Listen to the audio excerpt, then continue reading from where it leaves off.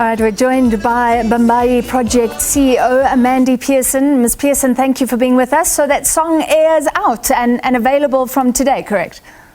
Absolutely. Spotify, you can get it virtually, you can download it, all of that.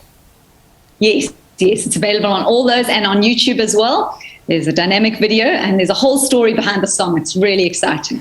Well, tell us more. It's a song about hope. Tell us more about that and more about the people that were involved. So our dream as the Bombay Project is to ignite hope in South Africa. And actually we want to do it through our orphans and vulnerable children, because we really believe that they, like everyone else, have got the power to make a difference in the world. And so it was a few months ago, it was actually just before the floods in KZN, that Andrew Sutton, an artist, local artist, contacted me and said, no, he wanted the youth group to get involved in something like a painting project. I said, no, let's have a chat. And I just spoke to him about the vision. And then the floods happened, and we really felt in KZN there was such a lack of hope, especially throughout South Africa as well and the world. And we brainstormed and came up with the idea of a song that would really ignite hope in South Africa and would come from our children. And so these children come from such traumatic backgrounds, and many of them had lost their homes in the flood. Many of them were experiencing huge traumas in their lives. But there was the strength, and they were spreading this to South Africa. So that's really the dream, that this would ignite hope in our country. Nelson Mandela said hope is a powerful weapon when all else is lost. So inspired by that sense of hopelessness, how many children involved?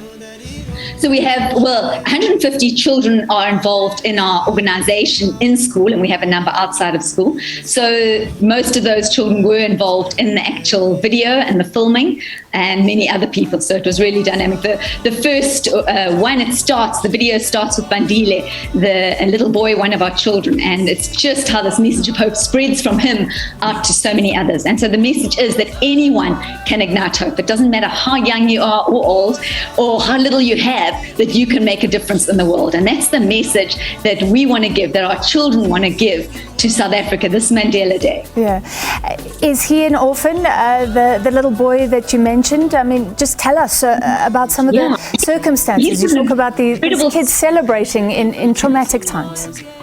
So he's got an incredible story, because he's not actually an orphan. He's the grandson of the lady who started the organization with me in 2007, and then through her son, and then his mom was actually one of our first orphans involved in the organization as an orphan that we looked after. And so a real rich history there. And so it's wonderful that he's leading all the other children. You've also released 3 challenges. Tell us about those. Yes, so they don't cost a cent, and they're all about igniting hope. So the first is to share the song and its message about igniting hope with at least 3 other people. And the second is to ignite hope in just one other person, because if every one of us do that, imagine the impact that can have, the ripple effect. So we believe that will truly spread through our country. And the final one, perhaps the most challenging, is to live on 15 Rand a day for one day in Mandela Week.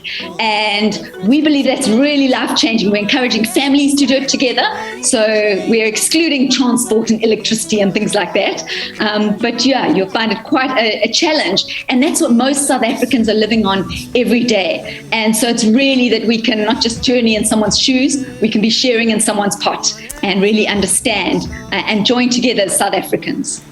A wonderful challenge. Tell us what the situation is. COVID-19 created more orphans. That is where you sit in the community, you look at vulnerable children. Explain the situation. Has it worsened, and how is your non-profit organization helping? I can't tell you how much it's worsened. It's just been huge with the substance abuse that we are finding, the school dropouts because they weren't attending for so long. The issues are huge. With the floods, we even had GBV, young rape cases where the house was damaged, so people broken. There have been all sorts of cases that we've had to deal with. And actually, we were writing the song in the midst of this. It just seemed crazy, but we just believed that important. So we've had significant the other day, it was after the floods, 2 weeks ago, we had 15 houses that burnt down, informal houses.